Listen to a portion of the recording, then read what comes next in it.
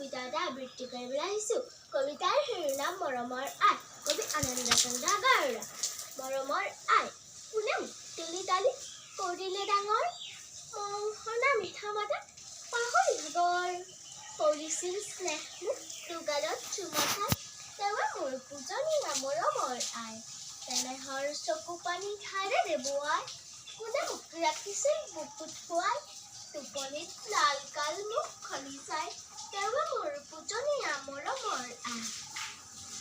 কান্দিছিলোঁ যেবে নৰিয়াত দুখ পাই, একেটিৰে কোনে মোক মুখলৈ চাই, মৰো বুলি কান্দিছিল কাহি হুমুনিয়া, তেওঁ মোৰ পূজনীয়া মৰমৰ আই।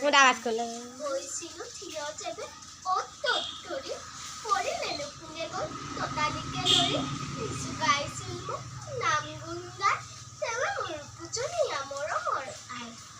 মোৰ প্ৰতি এনে যে মৰম অসীম, কেনেকৈ সিজনাক মই পাহৰিম, চেনেহ ভকতি মোৰ বাহু ওদাই, তজু চৰণহে মৰমৰ আই।